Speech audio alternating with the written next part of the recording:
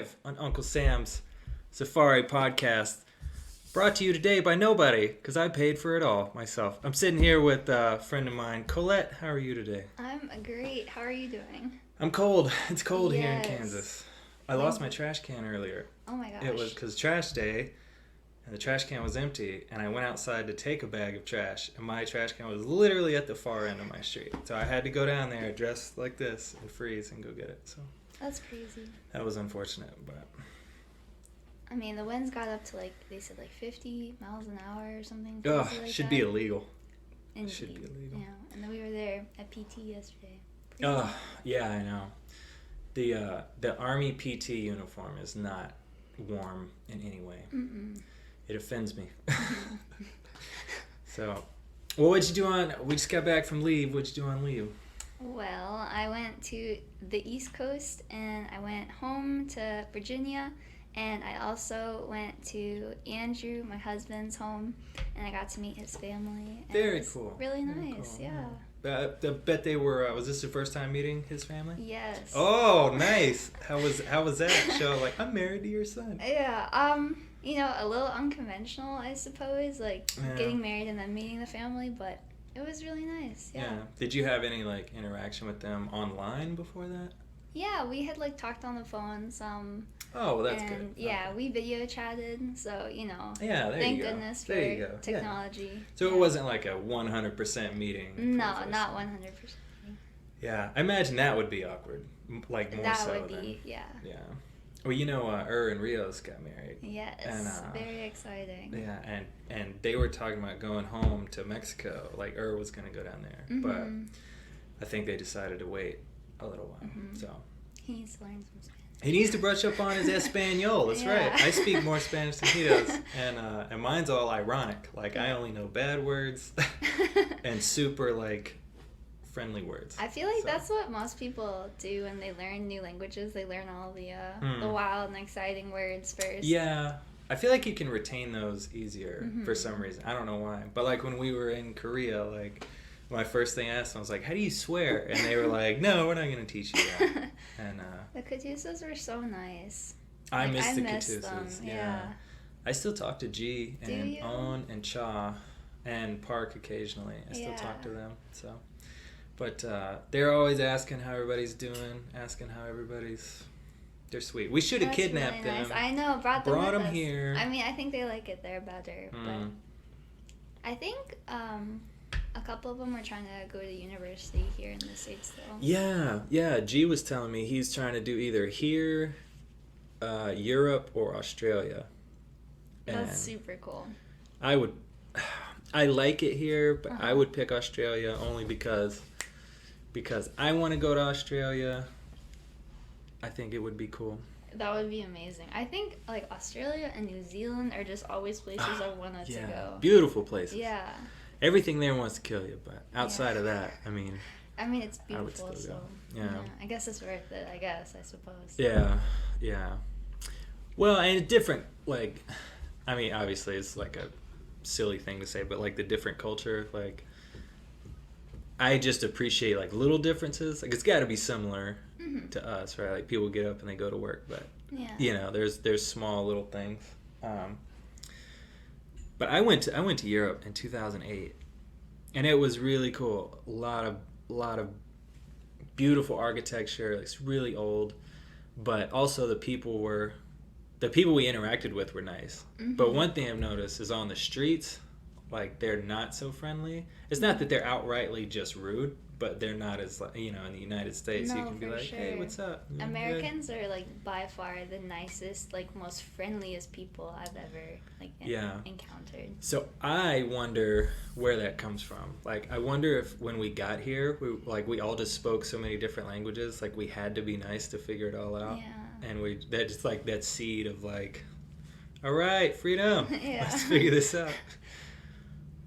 Was it Ellis Island in New York where everybody got off on?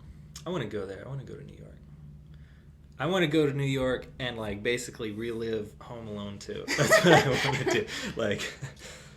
And obviously see cool stuff in New York. But New York is super cool. I've been twice, I think, Oh, in New York lucky. City. Not like upstate New York, but Yeah. New York City. There's Yeah. nothing in upstate New York. I mean, I did go to Niagara Falls. I guess that's Oh, kind okay. of upstate. Alright. That's not really upstate. That's not upstate. Oh, But okay. it's to the west. I'm sure upstate New York is nice. Yeah. But there's probably nothing up there I would want to see. Yeah, I hear it's like really pretty in the fall and stuff. Yeah. I hear Massachusetts has a problem with New Yorkers coming in the fall because they want to see the Oh, leaves. And they're yeah. always like, here comes the Yankees just coming up to see our leaves. Yeah. It's like, I was reading the other day. I thought this was really like fascinating but also weird. And it was like people that never leave their areas their whole life, but they showed Yeah. different examples. Like there's people that have never left their state, and then there's people that have never left their hometown. But then they showed some people in New York City that had never left like a 5 square block radius. That's like never so left. crazy. I think that's insane. Yeah. I mean, granted, like the situation, like I'm not living their life, so I can't sit here and say like that's wrong. But you know, where they work is right there, where they live is right there. The grocery store is right there. Entertainment is right there, and like you just don't have to leave. But I think everybody should try to see as much of the world as they can. Yeah. You I know. mean, we are creatures of like comfort and like repetitivity, Yeah, you know, yeah. like having that like set That routine, schedule. The yeah. routine, that's the word. Yeah. Yeah. Yeah, I'm guilty of that. I like my routine. I like doing the same thing every day Yeah. and knowing exactly what it's going to be. And every now and then, an adventure, occasionally, but not too often. But I think I value those more when they're spontaneous and fun. Like, I retain them better. Yeah. So, What are places that when you think of traveling the world, where do you go? Like in your mind and your memories? in my memories? Yeah. In my memories. I remember Europe. I remember Costa Rica when I was there. It's a beautiful place. I remember Japan. I was in Okinawa, and then I think of Korea. So, sorry if you hear the drumming. That's Mr. Moose wagging his tail against the ground, and he just heard his name, so now he's even more excited.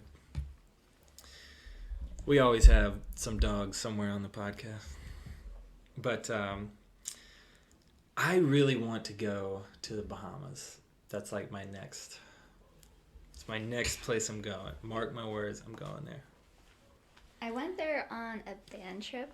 You go everywhere and I want to go. This is not fair. But it wasn't like the places you want to go in the Bahamas. It yeah. was like a very cheap cruise, and we went in like March, so it was like really cold. Like the water was freezing.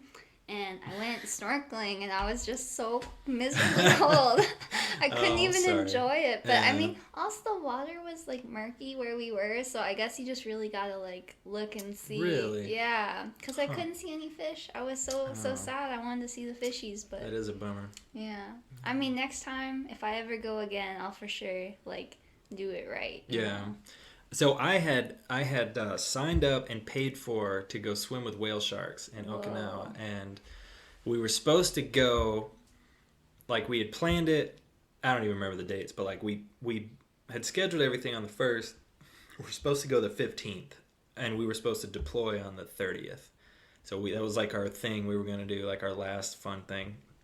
And then our unit came out and said, "Oh, we're actually leaving in 4 days." So we had to call the company and like try to explain to them in broken Japanese, like, we're leaving, we need our money back. That would be really difficult. Yeah, but they were nice. They were like, yeah, we understand. Oh, that's so, nice. Yeah. So they gave us our money back. But I really wanted to do that. Like the biggest, I think blue whales are bigger. I think whale sharks they're big, but they're not the biggest. Mm-hmm. Yeah, I think they're the biggest shark for sure. I ain't one of them paleontologist people, but I know there's bigger things than whale sharks. So. How long were you in Japan? 2 years. Oh, 2 years in Okinawa. That's yeah. really nice. Yeah, it was beautiful. If you ever get the chance, you should go. That's really cool. When I was in Korea, not the second time on rotation with our When you lived lovely there? unit, but before that, I went down to Tokyo for a 4 day. Yeah. It was incredible. It was really beautiful. And it was just like super interesting. We went to a bunch of museums and we just had a really good time. Yeah. But I would love to go and travel more of the country because Right. we thought we were like, oh, we could like maybe go to more places, but we only had 4 days, so we were like, we'd rather just stay in one city and just really explore it. Yeah, I went to Tokyo. I had a layover in Tokyo for like 8 hours, so I was like, well, might as well just walk around, see what I can find. So I just walked around like a moron, like a tourist, I was just bumping into people and say, I'm sorry. And they just laughed at me like, oh, you big dumb American. Do you like sushi? I love sushi. Yeah, the sushi. Oh my gosh. The best sushi I've ever had in my life was in Tokyo. It's it's good. I think I ended up getting cotton candy. It was giant. It was like a giant, like a 3-foot wheel. Oh, was it like really had like cute faces on it too? Yeah. Oh, those are really great. I got one with a teddy bear face on it. That's very cute.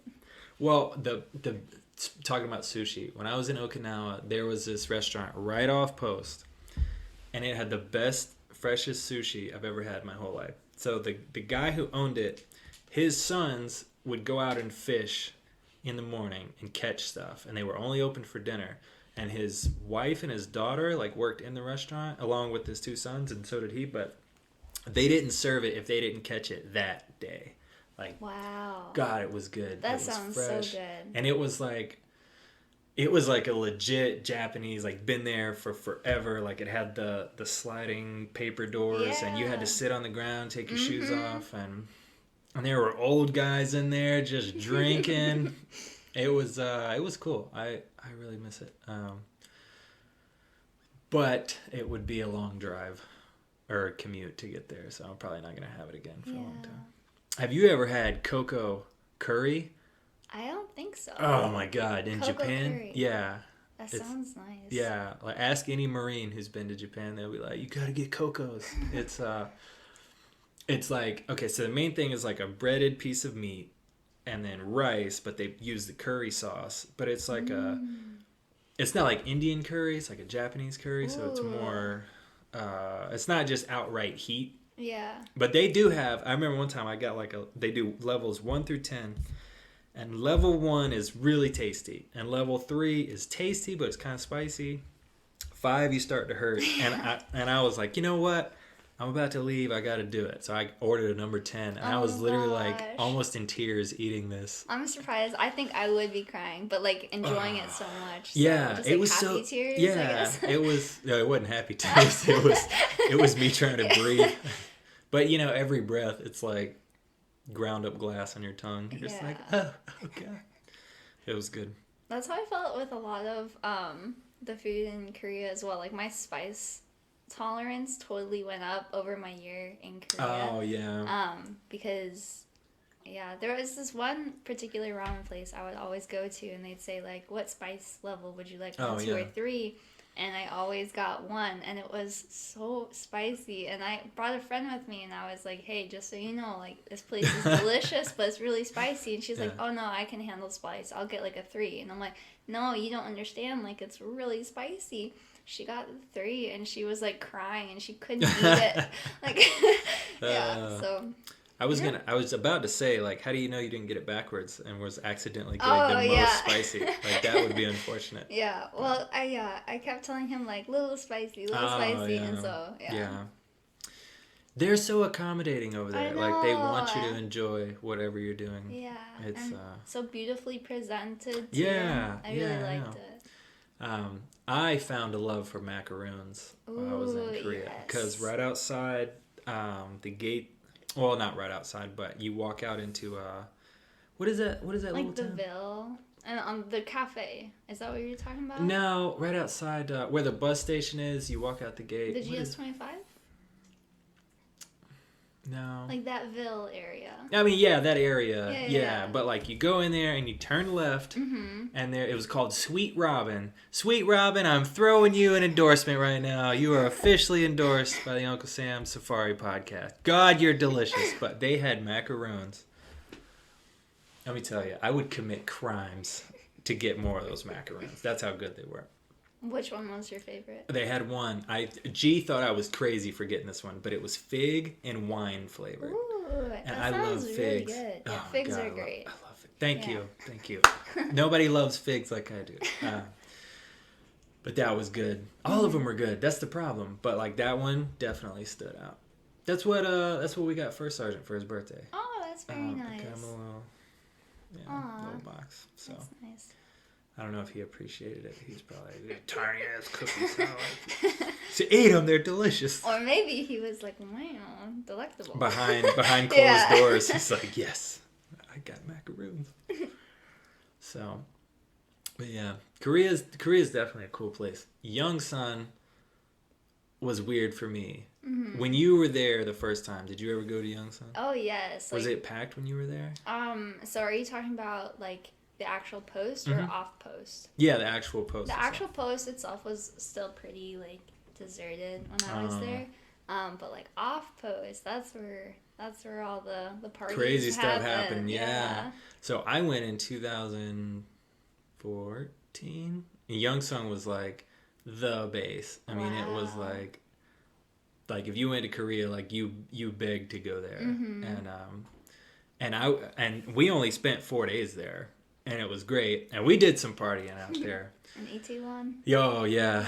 Yeah. And anyway, so we were there for 4 days, had a great time, stayed at the Dragon Hill, but like it was so packed. Like there was people everywhere. Like you could not look anywhere and not see a person. That's crazy. And then when we went, Yeah, I mean, ghost it was like a town. ghost. Yeah. Like, oh my God. Like, it's so weird to see that transition. I guess everybody's at Humphreys now, but Mhm. Yeah. Humphreys is boring to me. Like, it's just a big grid of It just is. Yeah. stuff. Well, I mean, granted, I didn't live there. I didn't have a car, so I wasn't really able to. Like, Yeah, I mean, I explore. think that's the biggest complaint people have is like not having a car while they're in Korea. But Are you not allowed to have a car? if you're married and have your family there, then you can have a car. But like single soldiers who live in the Yeah. barracks, yeah. That's how Japan was for me. Mhm. Yeah. Just walking everywhere for 2 years. Yeah. So. And the taxi lines are always like super long. Yeah. At night when everyone's trying to go places. Yeah. So I mean, I was telling this story the other day, but in a way that's good because a lot of people would probably drink and drive if given the opportunity. Mhm. And it's not because they're stupid. It's because they're drinking and they're not making the best decisions anyway. But so the base I was on was pretty small. It's Camp Hansen in Okinawa, and it was smaller than Camp Hovey, believe it or not. Wow. Like it was teeny. Oh my gosh. And so we were on one end of base, our barracks, and then about, I don't know, a quarter of a mile away was the PX and the gym and the Navy Federal and all that stuff. But behind the gym was this swimming pool. And another half mile away was the enlisted club, and people would do this every weekend, Friday, Saturday, Sunday. They would go there, get drunk, and on their way back to the barracks, they would stop by the pool and jump in. And it was usually never a problem. It was like a fun, like, oh, he's drunk, he's wet. They're stupid. And then you would go home and whatever. But this one time, this guy was racing his friends, and I knew these guys. They were racing to the pool, and he got up on they didn't have like a high dive, but they had one that was like a mid-level, and he got up there, he's totally sloshed, jumps in. He says he realizes about 5 feet after he jumped, there's no water in the pool, and he broke his ankles and both his what are these, the bottom half of the leg. Oh my gosh. I told you I wasn't no paleontologist now, but he broke Tibia and fibula. boom. That's why Yeah. they pay you the big bucks. But he broke all of that, and That's crazy. and he said his friends came up to the side of the pool and saw what happened. And they panicked. They're like, "We're drunk. We're gonna get in trouble." So they ran, and they left him there in the my pool. And he said he had gosh. to like reach up for the ladder on the side of the pool and like crawl out. That's horrible. It is horrible. Yeah, it's not funny that he got hurt. Yeah. It was funny listening to him tell the story, and be so angry at his friends Oh for leaving. my gosh. But They he's- left him. Yeah, he said he had Oh, to like snail crawl That's so terrible. to I don't know, 20 yards or so to get like under a Yeah. street light and flag somebody down. He's fine. He's fine. He's good. The last I saw, he was living a nice, successful life. So. Well, then that's good. I'm sure he's fine. Yeah. He's fine. Fully recovered. Oh. We can only hope. I mean, I'm sure it's still. Every injury I have just hurts.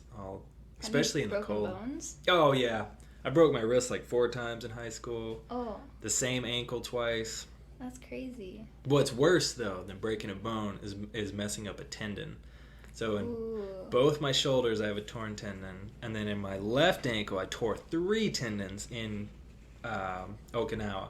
Wow. Friend and I were just walking through this field, this very beautiful field with the wind blowing and grass is swaying back and forth. And this hole comes out of nowhere and grabs my ankle. And anyway, yeah, I'm not a very graceful creature, but I fell and I remember hearing the distinct like in my ankle. And I'm laying there and I'm like screaming. And my friend is like, "What's wrong with you?" And I literally... I finally got to where I could stand, and I'm trying to walk on it, trying to get out of it. Because we're in the middle of... We're not in the field. We were just in a field because we were taking a shortcut because we were lazy. And it came back to bite me. But I could feel... It felt like a water bottle in my boot. Like I could feel the fluid going back and forth under my skin. It was so gross. Oh. And I went to medical. My boot got so tight, like my foot was purple. So... Anyway, they told me like, yeah, you pretty much wrecked your tendons there. There were 3 and now there's 6. And now my goodness. So yeah. That sounds very painful. But in the winter, it just aches all the time. I just feel it. I wonder why that is. Like I've heard that before, that like the cold makes injuries achy and hurt more. Yeah. But I don't understand I don't know. the health aspect of it. I'll have to look it up.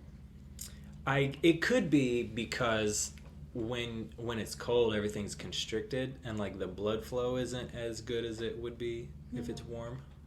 Yeah. This is coming from a person with no medical degree, but it's just a theory. I don't know. Yeah. Again, not a paleontologist. So you're moving to Germany soon? Oh yes. Are you excited? I am super excited. Do you know what part of Germany? Yes. What part? Wiesbaden. Ooh. It is pretty close to Frankfurt. Okay. So it's like central Germany. Yeah. I went to Frankfurt. Yeah? It was pretty. Nice. I only was there a day. I was an exchange student. Or? No. Just random place. I was on like a school.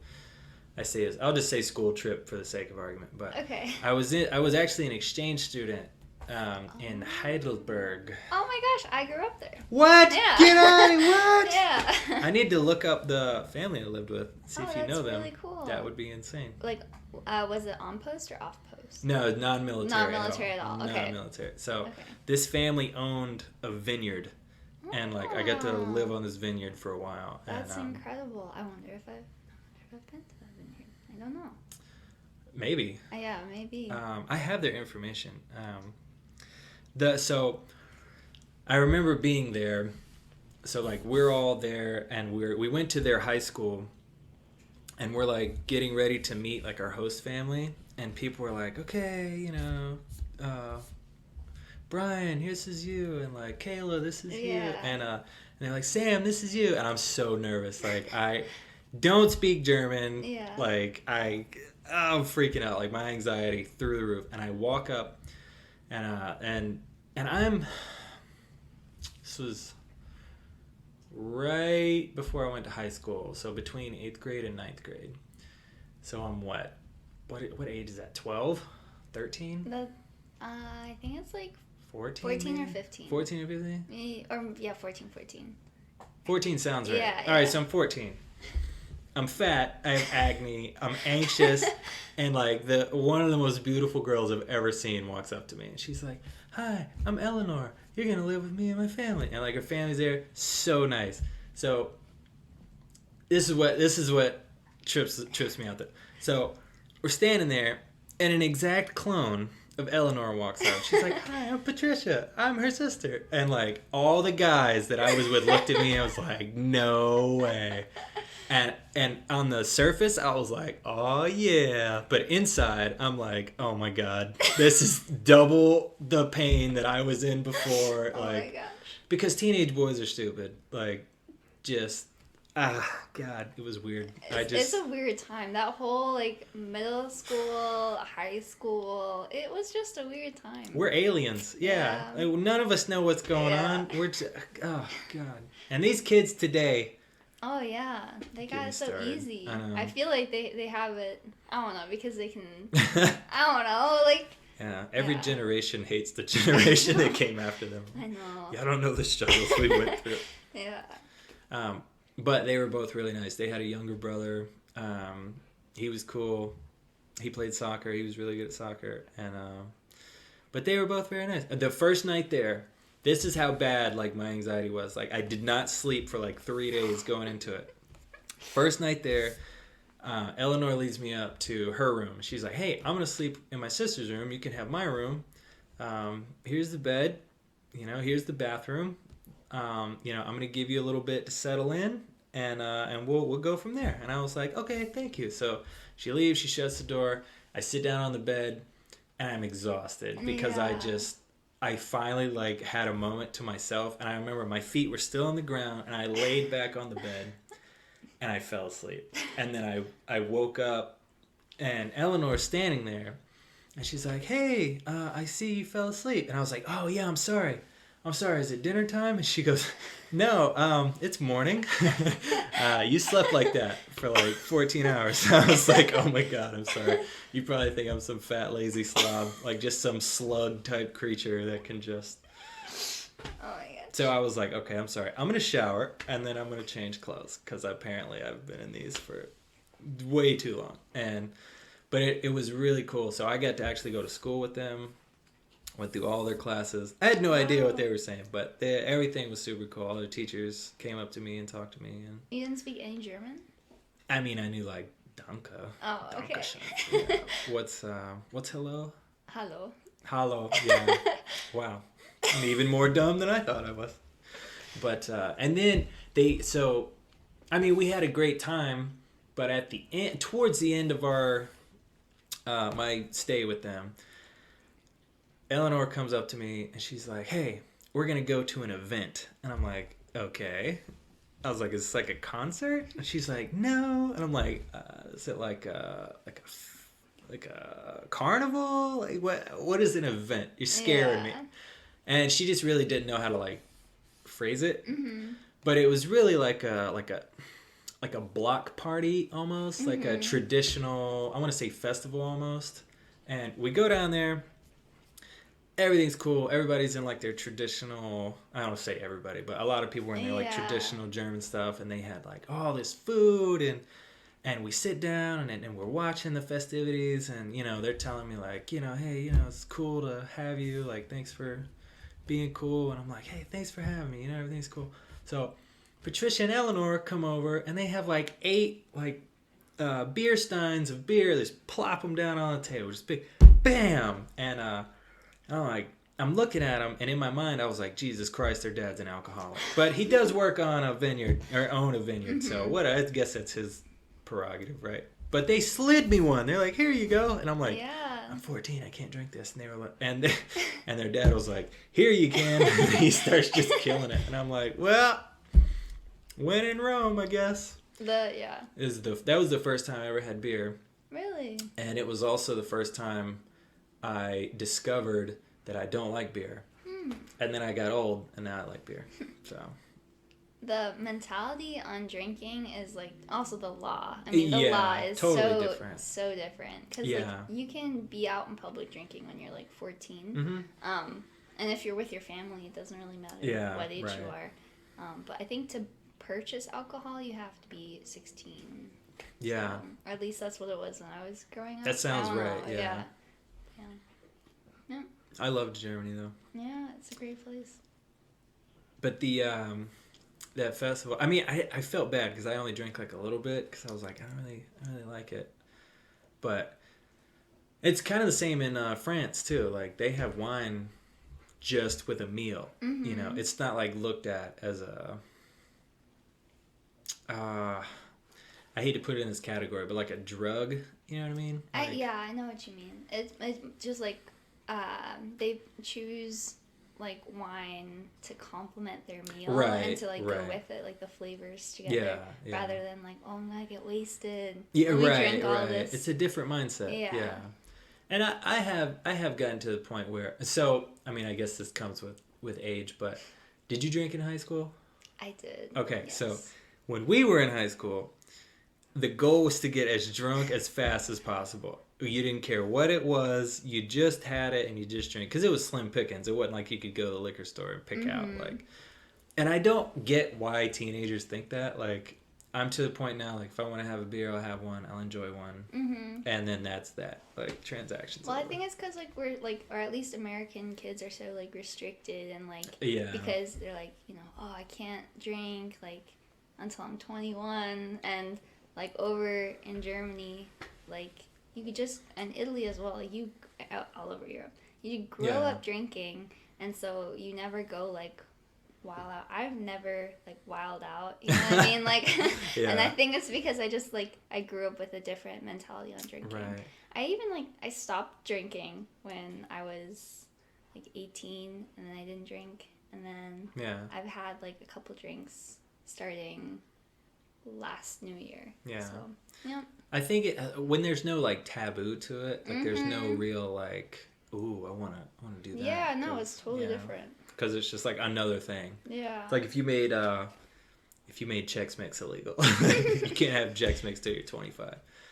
I would be smuggling Chex Mix to people.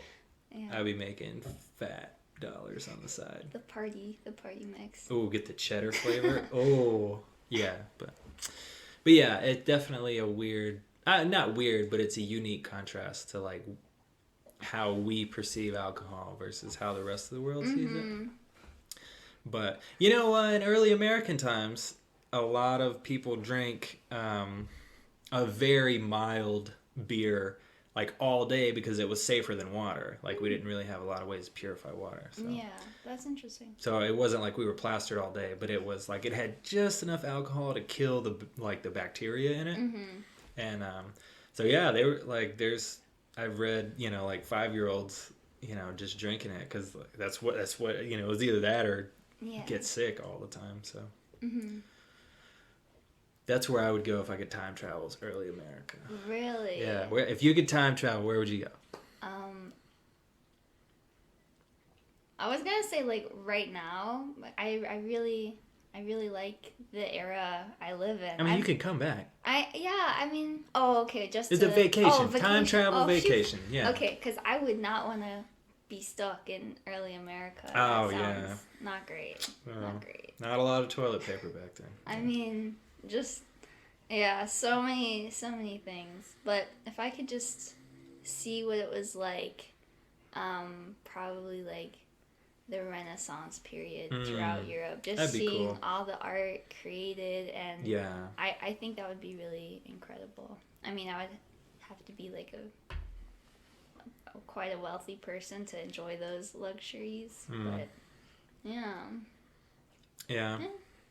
You know what I thought would be cool? What? If you could time travel.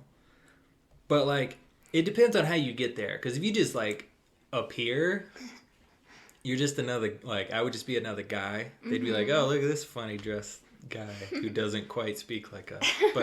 But if you appeared in like a giant ship or something, like something that just blew their minds, you wouldn't even need money. They'd be like, "Oh, this is the guy. We need to figure out what he's got going on." Yeah. Even 100 years ago, like if you told somebody you would have a computer in your pocket that can They'd that be can like, communicate. a computer? What? Yeah. No, Yeah, that's- computer and phone weren't even words back know. then. They had Morse code. Yep. But It's crazy to think about. I know there would be like such a disconnect between people, like you trying to explain like, yeah, I went to all these countries, and they're like, how are you alive? How did you make the 200-day ship trek. journey? Yeah, and not. They'd be like, "You're the toughest man ever," and I would be like, "No, not at all. I'm a weenie. Don't get it twisted." But I don't know. Maybe one day we'll time travel. Yeah. Speaking of the ship going across, like I just had like these images of like, you know, these crazy storms and being on a ship and rats and like, Yeah. you know, rationing food and being sick. Yeah, that was real. And like really yucky stuff happening in the boat. Like, that'd be crazy. It'd be really crazy. They have like diary entries from people who've written like, and they were experiencing that and like. Yeah. I mean, it was pretty gruesome.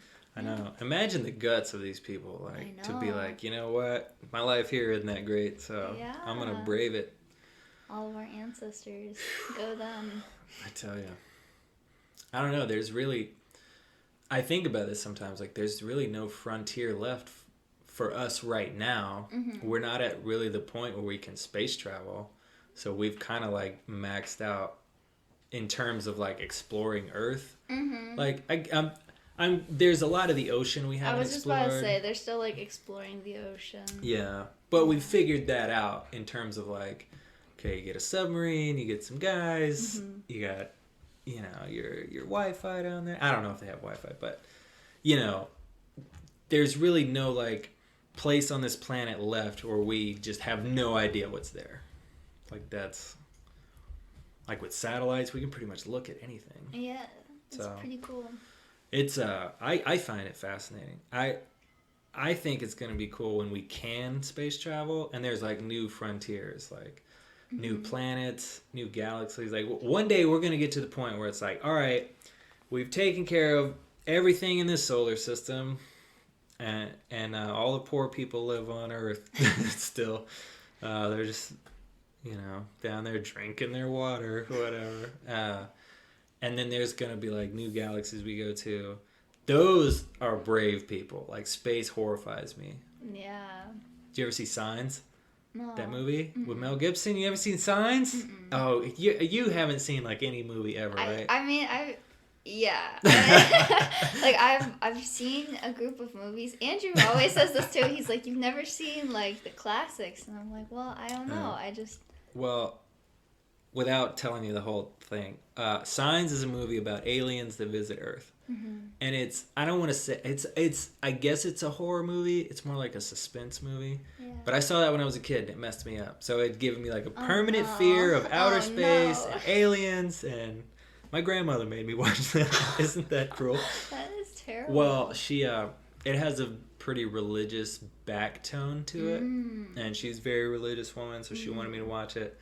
Yeah. And all it did was scar me for life. Like, all it did was ruin me on aliens. So, but imagine they came to you today and they were like, hey, Colette, we have this planet, we have no idea what's on it, but you're going to be the first one of the first 10 people to put your feet on that planet. That would be so crazy. I mean, you really would have to be so courageous and just,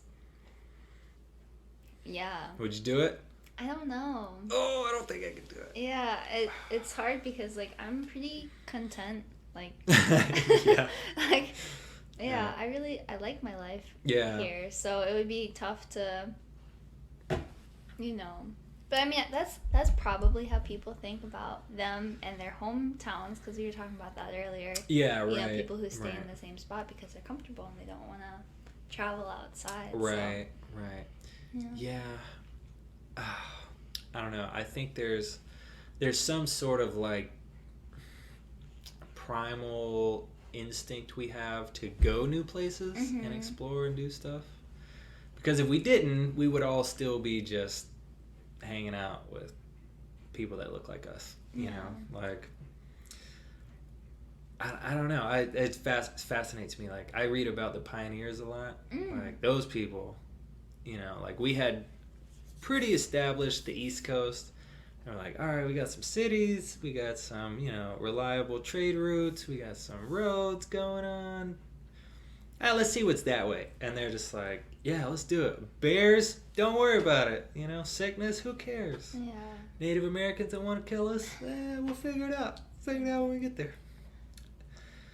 It's a unique mindset. But yeah, whenever they have it like on like in like passages of books or like TV Mm-hmm. or movies, and they're just showing it, and like, you know, of course there's sometimes versions where it looks really like happy and Yeah. la di da di da, and then Yeah. other versions are just so horrible. I know. And like, I mean, it really, like, what a challenge. I mean, Yeah. life is cruel, and life is especially cruel when, like, look at you and I, like, right now, like, if this house burned to the ground, I could probably, and so I could go to a hotel 2 nights, so I'm like guaranteed to have shelter, you know. But then if your house burned down and you're like in a place, you're like 100 miles from the nearest thing, like, you either have to build a new house or go to somebody with a house that can please live with you. Okay. So I mean, it's just a different. There's just a different level of toughness back then. Yeah, definitely tough. I mean, yeah. Yeah. Yeah. Sorry, I had to kill that. It was getting warm. Warm drinks are not my thing. Yeah. So let me ask you a question. You're a woman in the military. Do you feel that people have held that against you or put you in a different category at times because you're a woman? Have you ever felt that? I think that, like, today in the Army, it is so much better than it was 10 years ago, 20 years ago. Yeah. I mean, my mom was in the Army for a very long time. Oh, wow. And 18 years. Oh, wow. And she has so many just wild stories that I know would not fly in this day and age, Right, because, like, right. hey, that's pretty sexist, you know, or hey, that's just improper, you know. Yeah, I mean, I haven't had any, nowhere near the experiences that she's had in the Army. I don't think I've ever been discriminated in that sense. I mean, yeah. Okay. Yeah. Well, I know right now is kind of a hot button issue in the military because of all the stuff on like Fort Hood. Oh, yeah. You know, and I'm not going to pretend like it doesn't happen because for that would sure. be just And- completely false. But Yeah, and I think it depends on, like, you know, my experience is definitely not the only experience through Right. the Army that happens. I mean, when I was at Humphreys for a year, like, I'm definitely not going to say any names, but, like, there were people in my company, E6s and E7s, and chiefs, and, you know, like, officers that were sleeping with, like, girls who were, like, PV2s, brand PFCs, new to the and, unit. like, Yeah. yeah, and it's like they would, like, prey on them, you know? Right. And just because that didn't happen to me, I'm not going to sit here and say, oh, yeah, nothing Right. like that happens. Right. Just because it didn't happen to me. Because, like, it totally does happen. And, like, I was talking with one of the girls, you know, and I was like, you know that they're married, you know, like, and that they're, like, what they're doing is inappropriate. Right, And it's just right. so, like, oh, I cannot, Yeah. you know, and even if it is, like, consensual and, you know, I don't know, I just, even if both people were single, I just, it's not how it's supposed to be in the Army, because, Yeah. like, they're your chain of command, like, that's just Yeah. awkward and weird, especially if other people in the company know. It's Oh, just, like, yeah, I it's know. super weird, yeah. There's definitely there's definitely a professional line, you know, but especially if it's in your Yeah. like your company, you know, I could look at it in a different way if two people just met and they didn't work together, Yeah. you know, just whatever, and it organically kind of happened, but yeah, there's definitely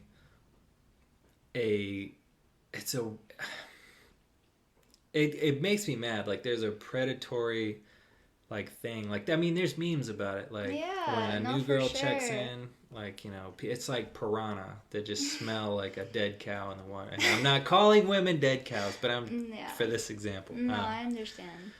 But yeah, it's aggravating because I've had situations where I've had to work with women who were very standoffish to me, and I never understood why. And I'm like, I just want to get the job done and go home. Like, Yeah. and I've had people, like, some of them, you know, were like, hey, like, I'm not trying to be any sort of way, but, you know, I'm on defense all the time because people come after me and they want to sleep with me and they want to use me, and I'm like, I just want your signature so I can go home, you know. Yeah. So I think it creates a bad environment. No, it totally does. I mean, they like brief that in the sharp Yeah. briefs, saying, you know, it creates oh, I'm forgetting the words that they use. Like friction. But yeah, it's an uncomfortable environment that, you know, people feel uncomfortable in. Right. Yeah. Well, I mean, I'm sure you know, I'm one of those very like outgoing people anyway. Yeah. And there's been times for me, like, I feel like I have to I don't want to I'm trying to phrase this to be accurate. But when new people check in, or new you know, women check in, I feel like I can't be just friendly and say hello like I would to anybody else, because they're gonna feel that I'm going into that category. Yeah. And it's messed up on both sides, right? Because like, they feel like everybody's out to get them, but I also feel like I can't even interact with them on a level of like, just, hey, we work together, we need to get along. Yeah, I completely understand that. Like, Yeah. I'm quite a friendly person as well, but like, ever since joining the army and just like working with majority guys, I mean, it's much better in the MI field because there's like more women and Oh, I thought you were gonna say because we're all nerds. Oh, well, I mean, that too. That's also really nice. I like that. That helps. But a little bit. it's tough because I don't want to be too nice, you know, and it's like looked down upon. I mean, people think I'm too nice, you know, and to me, I'm just being myself, but I have to remember to like not be as nice, which sounds so strange, like out loud, but I know. That was it's hard. It's going weird back to say. Because like, I don't want people to get the wrong impression from me. Right. So it's hard. It's a weird balance of being like yourself and being like friendly and nice and polite, and then there's the other side. It's like, well, I don't want to overstep any or get like wrong impressions. I know. That's one reason I didn't talk to you for like 2 months in Korea. I went out of my way to avoid you. Do you remember the first time we actually talked? Because I do. Was that the CQ test? No, it was about those birds. Oh my gosh. Yes, I remember that. Yeah. So, for those of you listening, a bird had a bird's nest in one of the fronts of like the grill of our truck. And our truck, we had to lean. So the cab comes forward, so you can do maintenance on the engine, sits under the cab. So I leaned it forward, and all these baby birds started to fall out of the grill of the truck. And we're catching them, like we're trying to save these birds' life. And I put them in my hat. I sacrificed my own hat. And the first thing you said was, "You're not supposed to move the nest." And I'm like, I know I'm not supposed to. I'm trying to save some lives here. No, I didn't understand the full situation. I just saw you guys like holding baby birds, and I was like, you can't do that because the human smell gets I felt on them. bad for yelling. No, yeah. But I was trying to save some lives. Yeah. But yeah, that was the first time we interacted, and I yelled at you. I'm sorry. No, it's okay. Yeah. But after that, we were cool, yeah, right? we were cool after that. Right? Yeah. I think I apologized for yelling. I was like, I'm sorry. Yeah, and I know I apologized too, because I was like, I just didn't realize like you guys are trying to save the birds. The baby birds. Yeah. Well, had I known they were in there, I wouldn't have lowered the cab. I would have just let them be. Yeah. But I don't know. I don't know what bird looked at a truck we're always around and was like, boom, that's a safe place. Yeah. It's interesting how animals like do that, like their choices, and especially birds. You know, they just build like funny little little homes and nests in the most peculiar places. They do. We have a bird's nest right outside of my kitchen in the back of the satellite dish. Oh, wow. There's a bird's nest right there. Oh, nice. And it's been abandoned, but it's always there, and I don't want to leave it because maybe they're on vacation. I don't want them to come home and they're like, oh no, our home isn't there anymore. Yeah. I'm sure they can make a new one, but yeah. But yeah, so I don't. So I guess it's good that you haven't been in these situations. Oh yeah. And I say that because that makes me feel like we're as a military taking steps in the right direction. Mm-hmm. But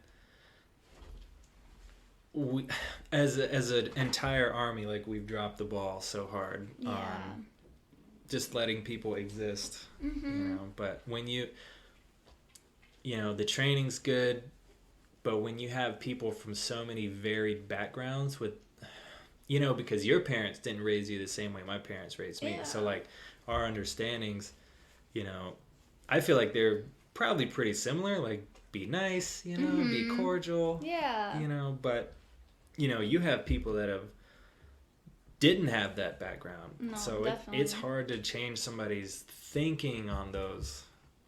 Yeah. And it needs to be done, right? Like you should be able to go to work and feel safe, mm-hmm. and not be able to do anything but your job.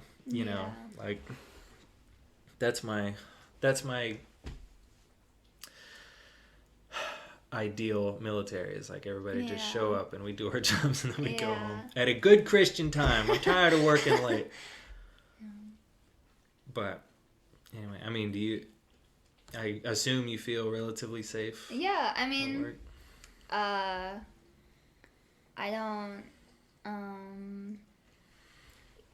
I think I try to. I'll edit this out later. They're really sweet. They're so sweet. They're so cute.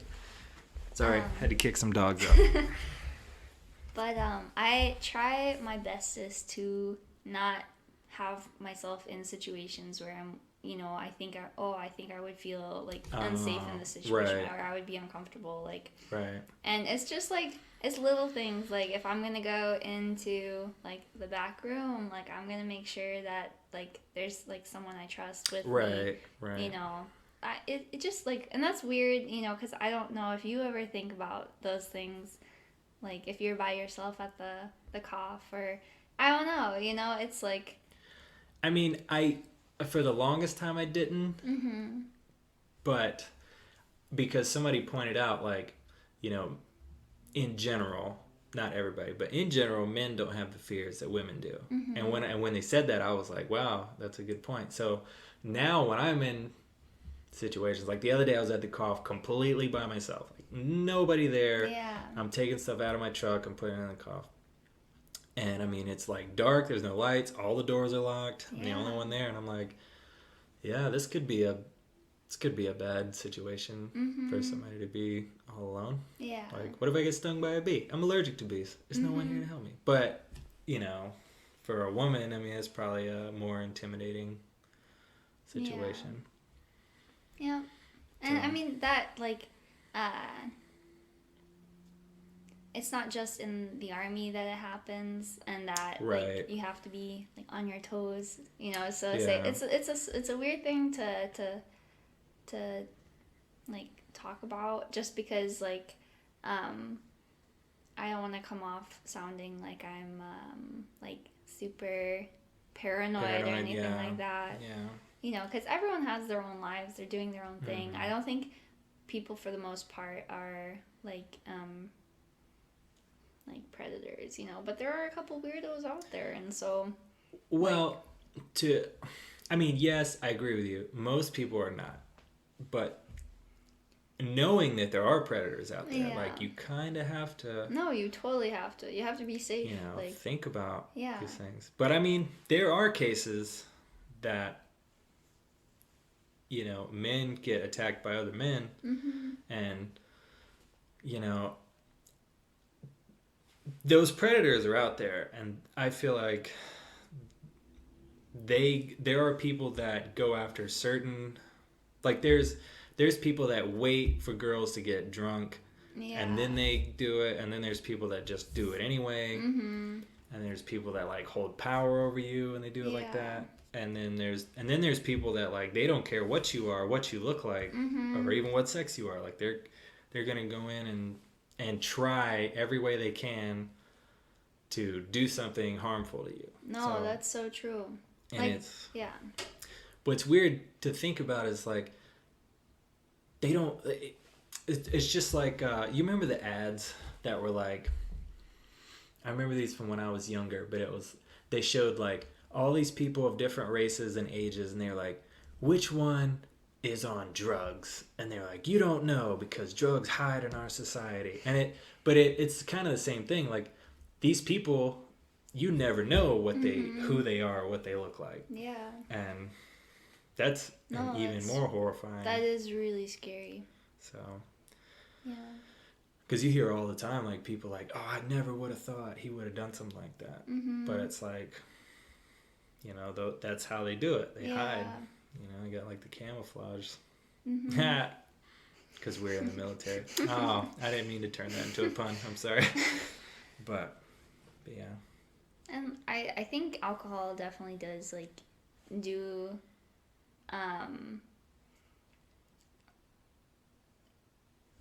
I'm trying to find the right words to say. Like going back to like me saying and like thinking I tried to put myself in like safe situations. Like I made it a point to never drink when I was like out at the bars and clubs and whenever I was with my friends. Because like, you know, I trust my friends, but I don't trust everyone there. And yeah. And so... Does that make me paranoid or does that make me safe? I don't know, but it made me more comfortable knowing that I'm totally sober. I'm still having a really great time, you know, and I remember everything. Yeah. I don't think it makes you paranoid. I mean, you acknowledge like these are real things. Yeah, no, you know? for sure. That's like, I mean, you can go in the ocean 100 times and never run into a shark that wants to eat you. But that one time you do, and like, you know, you want to be in the best position you can to deal with that shark, if that makes sense. So I don't think you're paranoid. I think alcohol makes a lot more issues than it solves, if that makes sense. No, definitely. Especially with younger people. You know, a lot of people get out of their home, they get out of... You know, and they get to like their unit and they finally have freedom. They got $1,500 that month and they can drink now legally or illegally or whatever, you know. And, you know, I have a rule. I don't make any major decisions while I'm drinking. Like the highest decision I'll make is what I'm going to eat, and that's about it. Like, no, that's a smart decision. Because, I mean, I've done dumb stuff while I was drinking, but like, it's been like decisions, not in a like situation like we were discussing, but I mean, you do dumb stuff when you drink. You're like, oh, I'm gonna jump off the pool and go in the pool. Gosh, you know what I mean? Like I didn't do that, but I mean, people do dumb stuff. Like, I remember. Here's a perfect example. I had a party at my house in high school, and I was really, really drunk, and I peed all over Ashley Rainey's car. And I'm sorry, Ashley Rainey, if you're listening to this, but I remember doing it, and I laughed. And sober me would never have done that. I might have thought it would be funny, but I would never have done it. So that's just one example. But I would say I was fortunate because all my high school friends, like I still keep in contact with, like we're all still friends. So we did dumb stuff together, but we grew up together, you know. And we always tried to keep each other from doing stupid stuff, but but it definitely, alcohol definitely takes like an intelligent person and makes them less intelligent. Definitely. And so now, I mean, if I drink, it's occasional. You saw me tore up in Korea one time. Yeah, I think just once though. But I think I'm a fun drunk, right? Like, I talk to everybody. Like, I'll eat Mm-hmm. food. Like, I don't know. Yeah. And there's nothing wrong with that either, you know, like, Yeah. yeah. Yeah. I don't know. I'm a control freak just because, like, I like having that grasp on myself, if that makes sense. No, it totally makes sense. So, like that night, we just had a bad week at work, and I was like, you know what? I didn't set out to get drunk, but you know when you have one drink, you're like, I could handle a second drink, and then you have that second drink, and you're like, I could handle a third drink. But by the time you get to the third drink, you could probably stop and be okay. But drunk, tipsy you is not gonna say like, I'm gonna. No, you're like, let's go, let's do this, let's have 5, let's have 7. In the military, that's binge drinking. I think, according to the slideshow we have to take. I think they were saying if you have like more than like 2 drinks, then you're an alcoholic or something really wild like that. I think that's a little extreme.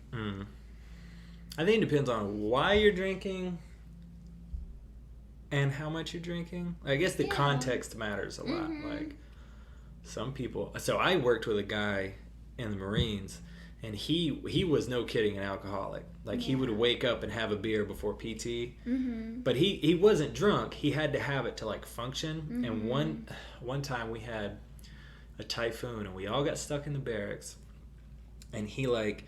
And we drank all the liquor and beer in like the first day, but we were stuck in there for like 7 days. And like on day 3, he was literally having withdrawals. Like he was like profusely sweating, like, and see, that's a problem, right? But somebody who like goes home at the end of the day and has a beer with their dinner, like, or 2 beers even. I don't think that guy has a problem. I don't think so either. It's probably not the best thing to drink, right? Like. But, you know, I don't know. Yeah. But some people can handle alcohol differently. Like, I know, like, knowing your limit is very important. Right. And, like, how you are when you are drunk, I think that's important to know as well. Yeah. Yeah. You know what? I go either one of 2 ways when I'm drunk. I either turn into, like, the life of the party. Like, I want to talk to everybody and make everybody laugh. I'll get on the grill and start cooking and you know, it's either that or I get super depressed and but I haven't done that in a long time, so that's good. It's vodka. Vodka makes me depressed. Isn't that weird? And that like certain drinks like make you feel certain ways. Everything else makes me fine. Just like, let's go have fun. But this is a weird question. Have you ever been drunk at a Chuck E. Cheese? I have not. Okay, no. well, you need to give it a try sometime in your life. I've never been to a Chuck E. Cheese. What? Ever? Yeah. They don't have those over in Europe, so. They're sticky. Oh. Because the kids. Yeah. You know, they eat pizza and they go over there and they touch all the machines. Oh, and stuff. Yeah. But I'm probably a little old for Chuck E. Cheese. So. Well, don't they have like the adult version? Dave and Buster's. Yeah. I've never actually been to a Dave and Buster's. Me either, but I've heard it's fun. Boy, we sound lame. We need to get out and adventure more. But we've been to a lot of countries, so you know you can have your Dave and Buster's people. No, I'm just kidding. But yeah, Dave and Buster's. I've never been. I hear it's fun. Yeah. I always wanted one of those arcade machines in my house. Oh yeah. They make them now where it has like 200 different games on it.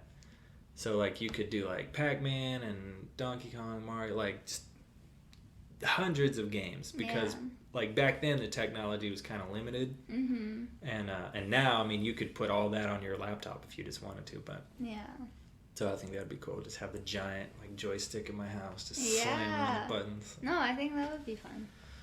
There was this bar called the Jack Daniels Bar, and Andrew took me there. And this was in Seoul. I think it was in Itaewon, I want to say as well. Okay. It was just like the party area where all the bars and clubs are. Yeah. But this one bar in particular has like a bunch of like arcade games like you're talking about. Nice. And it was just like, they just had every arcade game you could think of and, you know, like a couple different bars. And it was just so cool. Like, it was really awesome. We had so much fun. Yeah. That's cool. You know what? My mom told me a story recently. So apparently... when I was a kid, there was like a birthday party in my class, and they had it at like Chuck E. Cheese, and my mom took me to Chuck E. Cheese. She said she took out like $5 in the tokens that you do for the machines, and she said I went up to this machine, this game, and it was just like the screen that shows you how to play the game, and I stood there for hours like just doing it. And she was like, I cashed out $5 and just let you slam on the machine. And I was like, well, I probably would have done the same thing, honestly. Yeah. But I don't even know how old I was. Apparently I was a dumb kid. But you're having fun. That's all that matters. I had a blast. Yeah. Apparently I stayed there and just slammed on that sucker for forever. So, but. So do they have like a... So you were an Army brat growing up. But we never lived on post. I always went to school off post as well. Like, so we lived in Italy for 6 years, almost 7 years. And then we lived in Germany for almost 7 years as well. Okay. So I always went to Italian school, and then I went to German school. So I didn't have the normal, like, Army brat upbringing, you know? Because, like... I didn't even speak English till I was 10. Jesus. Yeah, so both of my parents were linguists, and like we spoke the language of whatever country we're in. Like, in the home. And so I remember so distinctly. I was in the 2nd grade in my German class, and we were taking a English class, like it was English hour. Just like how, you know, in school you like learn Spanish. You learn English in Germany. And like everyone knew me as the American kid, and like my teacher like looks to me and was like, how do you say squirrel in English? And I was like, I have no idea, like I literally don't speak. Like, and I just didn't remember. But yeah, cool. Squirrel, oh my gosh, squirrel. For those of you who don't know, squirrel is one of the hardest words to say in English. Really? Like, I had the hardest time saying squirrel, because the earl, you know, the R's. Yeah. I was like, squirrel, squirrel, squirrel. Yeah. Like, I just couldn't do it. Yeah, I've heard that consistently. Like, English is a nightmare to learn. Yeah, it's super tough. And, like, I had an accent for quite a few years, which is weird. No, like German accent. Like even like it didn't sound Sound great. Like Arnold Schwarzenegger in a tiny little. But I mean, you know, my English is pretty alright, and like you could have fooled me. Yeah, no, I fool everyone. Yeah. No one ever. I mean. So you still speak German? Yeah, I speak it fluently. Still speak Italian? No, my Italian is horrible, and so I mean I grew up speaking Italian, right, and then we moved to Germany, and I then like went to German school, and I pretty much only spoke German because then my parents spoke German with us at the house. Except my mom, she really didn't like to speak German. She thinks it's an ugly language, so she would speak to us in Italian. So I still know a lot of phrases and like words and such from when I was a kid, right? But I don't know any vocabulary of like more than a 6-year-old would know, you know. So that makes sense. Yeah. So. So how often do you speak German? Like. I mean, I don't speak it very often anymore now, but I'm gonna speak it a lot once I get over to Andrew. So that's true. I'm really excited.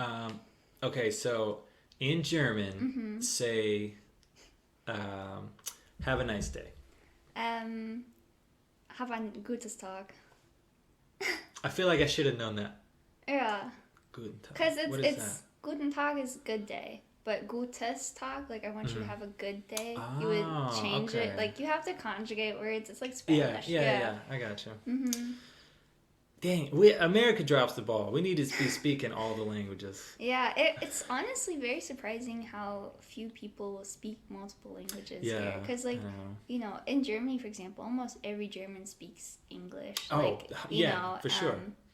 Yeah, but I mean... Every country we went to, everybody spoke English. Yeah. I mean, they had the accent, right? But they were still able to communicate with us. And we're over there like cavemen. Like, do you speak what we speak? And it's like, I'm so embarrassed. No, except in France. They will not speak... I don't know. Did you go to France? Yeah. Over there? Yeah, I went to France, They would Paris. not speak English to us, and they won't speak German. Like, they will only speak French. And, yeah.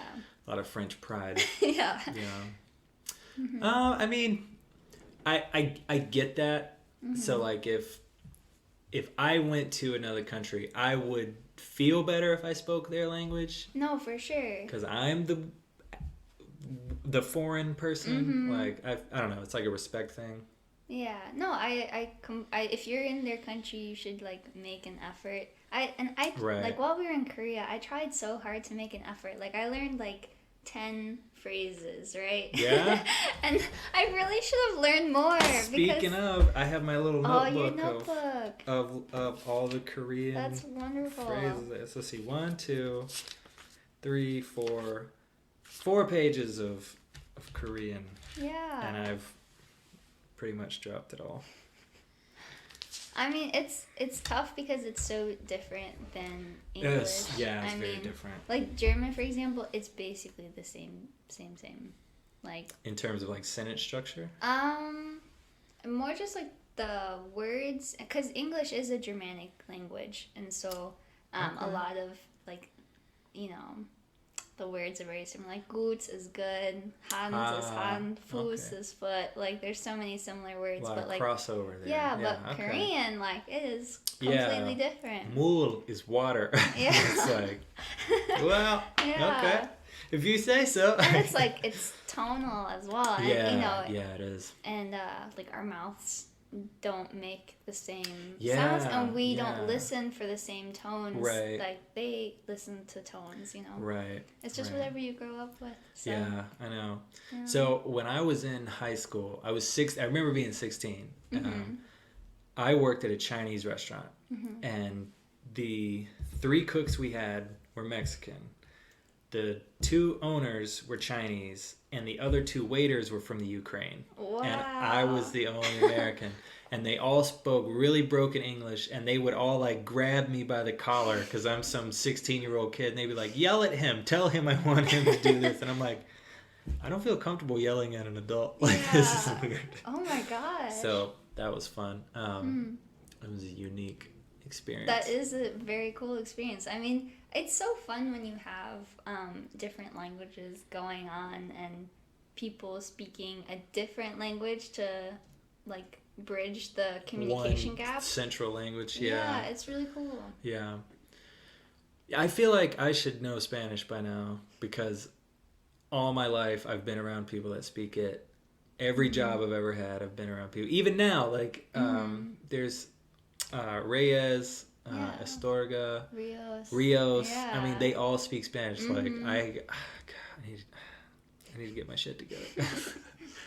I feel like that would be a good entryway into other languages because because it's like Latin based. So if you can learn that, you can learn Italian pretty well, from what I understand. Yeah, they're very similar. They're actually so similar, it's quite confusing. Like I told you, I grew up speaking Italian, and then I took 4 years of Spanish between high school and college. And like, so all the Italian words I used to know, I get them so confused, especially like the numbers. The numbers are so similar, but they're just slightly different. And so is it like the pronunciation that's different? So for example, like uno, due, tre is like 1, 2, 3. Ah, okay. Unos, dos, tres is Spanish. So it's like so similar, but a little different. Okay. Yeah. Okay. All right. No. One of these days, I'm gonna get my crap together and I'm gonna learn another language. I'm gonna do it. Yeah, there's like apps on your phone you can use too. I know. I had There's Duolingo. so many resources. Yeah. Oh yeah, Duolingo is good. It just yelled at me all the time. 'Cause it's like, the owl like saying you haven't been on. And have you seen the screenshot that somebody took of their phone? And it was Duolingo, and then it was like ADT home alert system under it, and it was like Duolingo said, "You've missed your lesson. You know what happens now." And then ADT was like, "There's an intruder at your back door." I was like, Jesus Christ. Duolingo should take that and advertise with it. Just be like, hey, you're going to learn a language one way or the other. But that's so funny. I thought that was funny. Yeah. So I'm so envious you speak all these different languages. Oh, I mean, not like, Like, but more than me, right? I suppose. I mean, yeah. that's cool. Well, you inspire me. Oh, You make me want to thank you. be less of a piece of shit Oh and my get my gosh. life together. I mean, it's all about what you prioritize in life. So if I you know. decide, I know. yeah, and it's like, but we're so busy, and my mom and my stepdad have always been like, well, if you wanted to do it, like you would have You done would have it. done it. I know. Because I it's know. about you and your priorities, I know. and like that's so true. So I've been like trying to do things that I haven't been prioritizing as much. Like I have different hobbies that Right. I haven't been doing because I'm like, oh, I'm so busy with like moving, I know. from there to there, and I'm like, no, I'm gonna sit down. I carved out this time. I know. And I'm the same way. Yeah. I know. Yeah, I beat myself up all the time because I don't write as much as I used to, Mm-hmm. and I love writing. Yeah. And I have 2 books I need to edit, and I have 10 books I need to start, and I just Louis Sacker, who wrote Holes and a bunch of other children's books, he had a rule: he would write 1 page a day, no matter what. If he wrote more, that was great, but he wrote 1 page a day. Wow. And he said at the end of the year, he at least had 365 pages written, and I'm like, wow, I could do that. Mm-hmm. But I get to like talking about hobbies. I set aside time to work out. Like I know for sure I got to do that. It's like brushing my teeth. Like it's going to happen. Yeah. And I need to put writing into that category too, Mm-hmm. because I'm not going to be a writer unless I sit down and write. So. For sure. So yeah. I wish you luck with, Thanks. You need to just text me occasionally and be like, "Are you writing? Are you writing right now?" Shit. No. All right, I'll go write. I mean, as soon as you bring it into your routine, I'm sure like your creative juices will be like, oh, it's that time of the day when we get to write, you know. Yeah, and that's another thing I struggle with too, because if I put it down and it sucks, I get mad at myself. Oh gosh. But I need to realize like I can go back and change it. I just need to get it down. Get your thoughts out. Yeah, right. Yeah, I have like an entire folder of like book ideas. That's really cool. It's cool to say, but unless I do anything with it, like. I mean, it's a start. Yeah, that's true. But I don't know. I will say my second book is way better than my first book, and I imagine my third book will be even better than that. I just need to do it. I just need to sit down and do it. I'm gonna go and plug my TV. There's a TV for sale right now. I got a 55-inch Vizio TV for sale. Somebody help me improve my life. So, and I do the same thing. I blame it on work and like being busy. I got life stuff going on, and I say like, yeah, as soon as this is over, I need to get out of that mindset. Yeah. I just need to be like, no, this is happening no matter what. So, yeah. I was like thinking about things that I do. Like sometimes I'll randomly catch myself like opening up apps, and I'm like, why am I going on to YouTube, or why am I going on to Google, or why am I going on to the news? Like just like instinctively, I'll just like out of habit click on those, and I'm like, is this benefiting me? Is this like adding like positivity to my day? Because like I could go do other things that are more of value to me. So I've been trying to get my priorities straight. I know it is hard to break the habit of the phone. Hard. Like I want to go back to a flip phone, just so I have no option. Like I can't waste the time. Like you can call me, you can text me. Yo, my phone was broken for 4 whole days, so I didn't have my phone for 4 whole days, and I didn't have internet for the first 2 days, and then the other 2 days I like borrowed Wi-Fi from my old roommate Tunquist. Ashley lives across like the hallway from me, and she was very nice and let me use her Wi-Fi. Well, that was nice of her. I know, so nice. But yeah, so those 2 days that I was without Wi-Fi, at first I was like, whoa, like I have no music, like I have no, people to talk to, like I'm just here in my room. And first I was feeling very like quiet, Mm-hmm. if that makes sense, because I'm like, oh my gosh, I'm just here with my thoughts. You just like, exist. I'm just here. Yeah. And it was really crazy because I was like, when was the last time I was without a phone, you know? And it's crazy. I was like, definitely like a few summers back, you know? Like, it's been so long. Right. But it was really nice to like unplug, and it wasn't voluntarily. I broke my phone, so. But it was really nice. I'm appreciative that happened because I had a huge like wow epiphany moment. Yeah.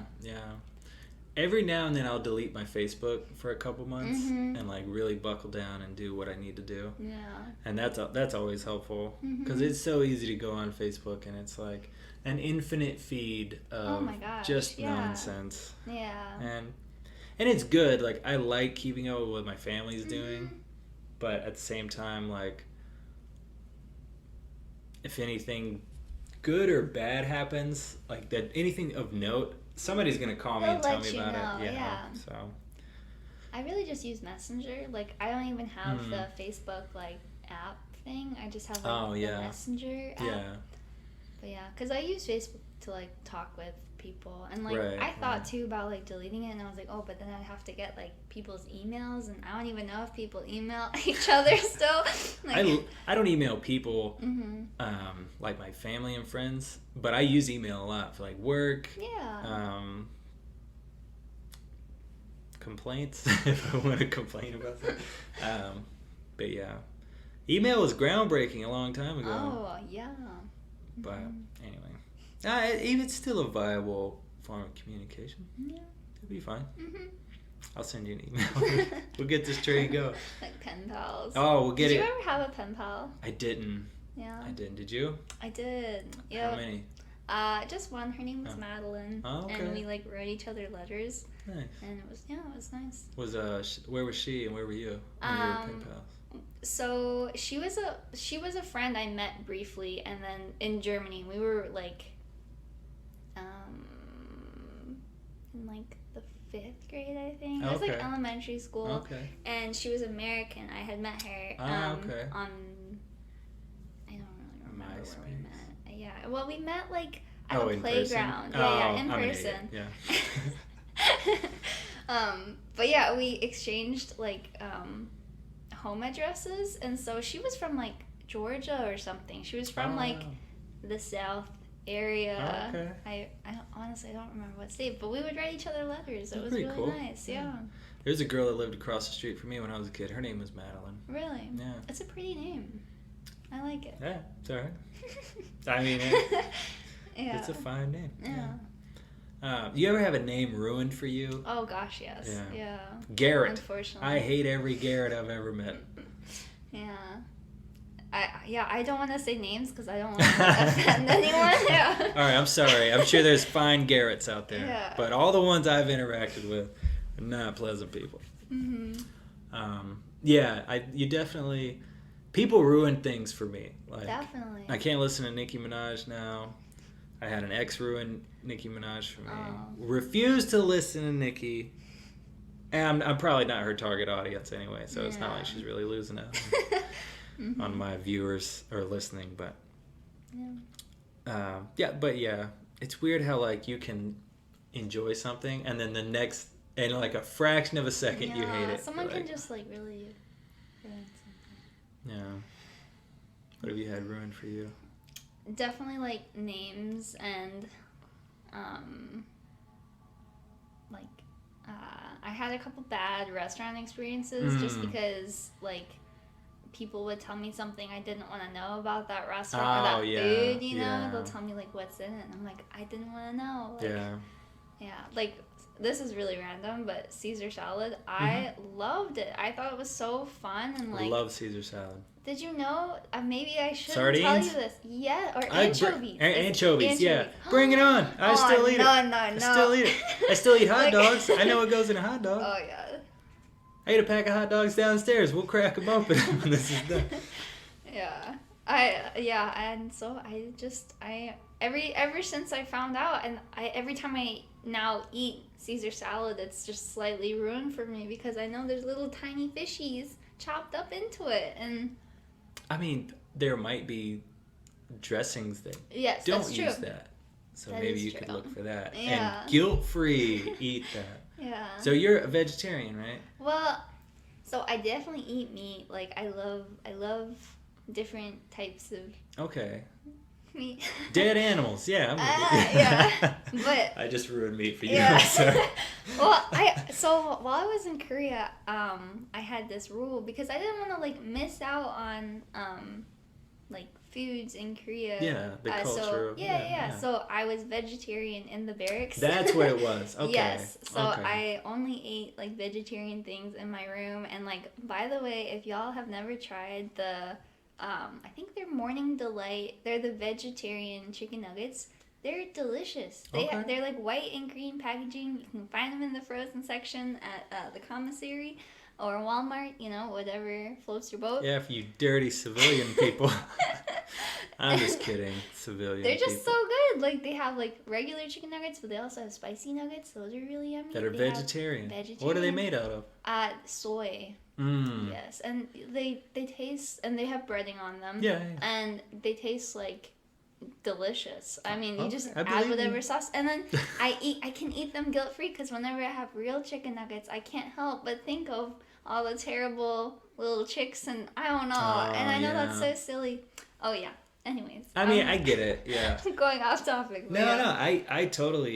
If I have the option, I would totally get like an ethically sourced meat if I Yeah. can, or milk product. Mhm. Like I would pay a little more knowing Yeah. that the animals had a better life. I know, it's Yeah. nice. And Yeah. like same with your eggs, like getting like Yeah, the more yeah. expensive eggs. You know, they have like a darker, Yeah, more yeah, yeah. orange yolk and Yeah. they taste better. Yeah. You ever had duck eggs? I have. Oh my god, I Yeah. love duck eggs. When I was in Arizona, I had a guy I worked with who had a Mhm. lake, Wow. and he had just ducks that just laid eggs That's all the so time. And he would fun. walk out there and just steal their children and give them to me. Oh my And, gosh. yeah, it sounds bad Yeah. when I phrase it like that. But Yeah. God, I love duck eggs. Mhm. They're so hearty.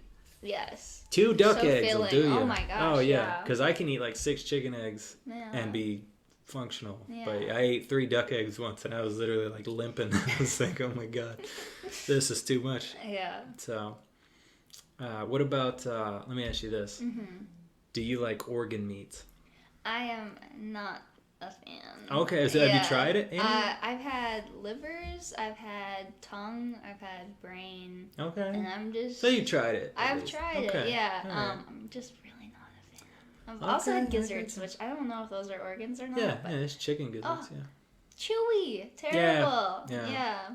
But I like organ Do meats. you? I gotta cook them myself Mhm. because I like them a certain way. Mhm. But because there's like such a fine line, because if you undercook them, they're like just slimy. But if you overcook them, they're really tough. Yeah. There's like a very small window of perfection there. yeah. So. But yeah, I got started on that a couple years ago, Mhm. and I consistently eat liver. Like I have liver in the freezer right now, right next to the hot dogs that we're gonna open. Right, I'll make you. I'll fold the liver around the hot dog. Oh, that's okay. Thank you so much, though.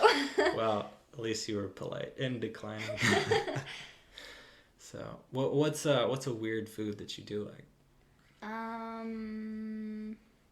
Or has anybody ever said that's weird that you eat? I don't know. I'm trying to think now. Ah, she's fine. I'm trying to think. I don't eat too many like crazy foods, so I'm trying to think. Indiana wants in because she hasn't been pet in the last 20 minutes. Yeah, she's fine. She's the most spoiled dog on the planet, by the way. So, for those of you out there listening, she's fine. I assure you. I don't know of any weird things. I just like organ meats, I guess, because when I went to Reyes's house for Thanksgiving, and he had like the heart of the turkey. Yeah. He was like, "Hey, I saved it for you," and he cooked it, and I was like, "Give me some salt." He's like, "Are you serious?" And I ate the thing. I ate it right there, and he's like, "Oh, it's crazy." I was like, "No, it's delicious. What are you talking about?" Mm-hmm. And he tried it, and he's like, "Yeah, it's not bad actually." So. Have you ever eaten eyeballs? I've never had the opportunity. I don't think it's super high on my list of things to try. Yeah. It depends on what's next to it. If it's Yeah. like eyeball or Oh, have you chicken had nugget. snails? I have had snails. Yeah. Snails aren't bad. Yeah, I really always thought they were gonna be like slimy, but they're not slimy. They're just kind of like chewy and A little chewy. yeah. Yeah. Mhm. Ooh, at that there was a sushi restaurant that was like on the conveyor belt. Did you ever go there? Oh yeah, yeah. I grabbed the raw octopus one time. Oh yes, how and, was that? It was not good. Yeah, Let me tell you. I don't like octopus or squid. It's so chewy. Like I have Yeah. a hard time with this. Fried calamari's pretty good, but outside of that, like, but one of the suction cups like got on my tongue, and I was like, they stick to your tongue. that scarred me for life. I was like, and they're like, especially like I think the plural of octopus is octopi. pie. Yeah, I think so. They are so intelligent, and so like I feel very guilty. Guilty about I eating feel them. very Yeah. guilty. My dad, when I was little, like when we lived in Italy, he would get pizza, and they would have these tiny little octopuses on them, and I'd cry every time. Oh my god. Because they were just like, they were so cute and little, and I'm like, but they're no longer swimming and happy. They're like on a pizza now, and you're gonna eat them. Well, yeah, but if you don't eat them, they died for nothing. You're just gonna throw them in the trash? No. I mean, yeah, he ate them. He actually stopped ordering that pizza just for me. Because it just was hard. Yeah, I mean, I get that. There's definitely like a certain like heartstring that's, because I don't know if I would have the heart to go out to like a field and just find a cow and be like, all right, definitely not. you're the cow. I'm sorry. No. Or I don't know. I mean, I guess if it's like if I'm at a deserted island and it's been like 6 months and I don't know, I'm just out of food. I guess I'd have to, but That'd be so hard. outside of that, yeah, it'd be tough. Yeah. Speaking of cows, like my mom, their neighbor has like a huge field and there's always like cows there. Nice. And I would just like pull like my car over every time I drive by. Whenever I saw the cows, I would just like talk to them and like they were just, I really like them. Like, I love cows. Yeah. I worked on a ranch for a couple years you really? down in Arkansas. Yeah. Wow. Cows are cool.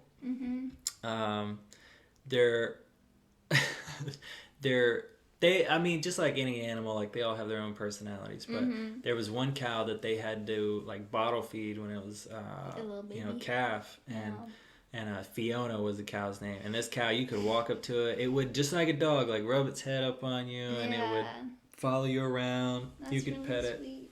All the other cows, like, they weren't really like in that mindset. But Fiona, she would leave the herd and just walk over and be like, "Hey, what are we doing?" And it's like, "Oh, come here." I think she's still out there, actually. Yeah. I think they like fell in How love long with do her. cows live? I don't know. I don't know. It's a good question. Yeah. You don't see many like gray-haired cows. I don't know, but I mean, horses live 20, 30 years. Do they really? Oh, yeah. Whoa. I mean, if they're well kept and healthy, Holy moly. little luck, because Yeah. sometimes you just break a leg. Get an injury, yeah. So I don't know. Cows are similar size, so that's probably a poor correlation. But they probably, I would say cows live 20 years. Okay. We're literally in front of a computer, I know, and I could look it up. Google it. But that is one of the things. Like while I was without my phone, there were so many moments where I was like, "Oh, I'll Google that," and I'm like, "Just kidding, I can't." I'm so reliant on Google. I know it's weird to think like we went so long. Like if you had a question, like now you can immediately answer probably 95% of any question. Oh yeah. Outside of like, spiritual or like religious or a super complex scientific things, like you could probably answer like any question ever. No, definitely. All the answers are They're at right their there. fingertips. They're right there. But we'll look it up when this is over. And now you have homework, listener. You have to go Google how long do cows live. I don't know. I love cows. I love animals though. Like I was telling Reyes, if I just had infinite money, I would start like a rescue for animals, Mm-hmm. and I would advertise like, doesn't matter what it is, like if it, from goldfish You to and the like bat. oh, Bat Damon. Yeah. Oh, did you see it in Yes, person? in person, because you open up the Oh, box that's just right. a little. Yeah. Oh, did you hear him squeak? Yes, His it was little- really cute. Yeah. God, I hope he's doing well. But it's crazy, like how tiny bats are. You know, when you think of Yeah. bats, or like when you had Storybook. Did you ever read, like, I think it was called like Stella Luna was the bat book as a kid?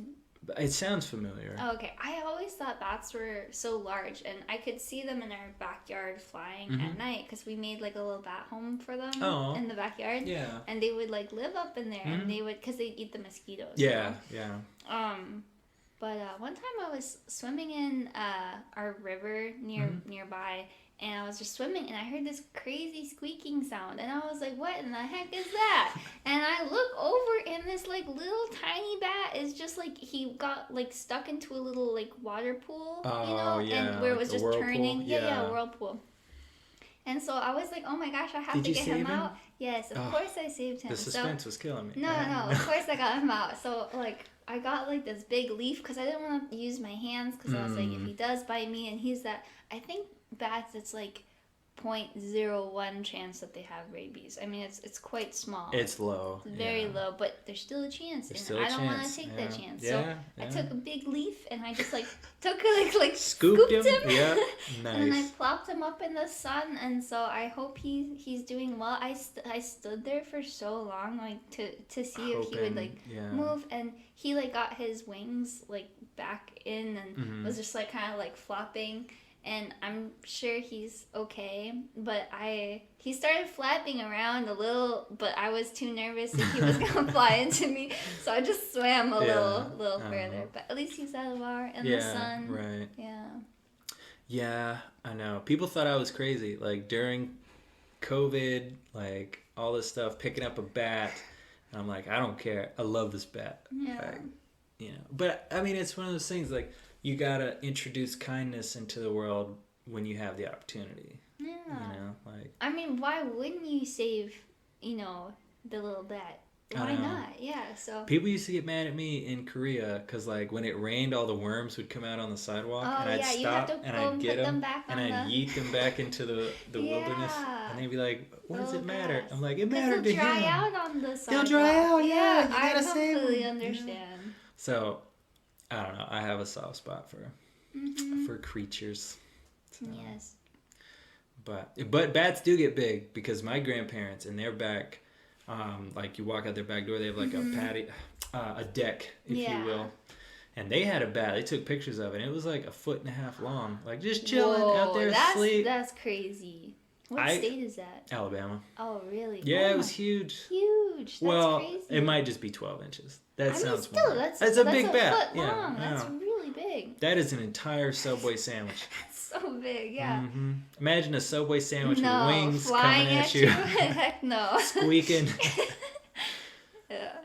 They're just, I mean, they're mammals. Like, Mm-hmm. I don't know. I don't know what people's hang up is with bats. Like, they're like flying ferrets. You know, I'd pet a ferret. Yeah. You put a wing on a ferret, I'd still pet it. Yeah. Have you ever played with a ferret or? Once, How's yeah, it? it was Yeah. awesome. Yeah, they're really cool. I mean, like, do you understand what people talk about when they say they smell? Like, they are a little smelly. But, They're rodents, so I mean, yeah.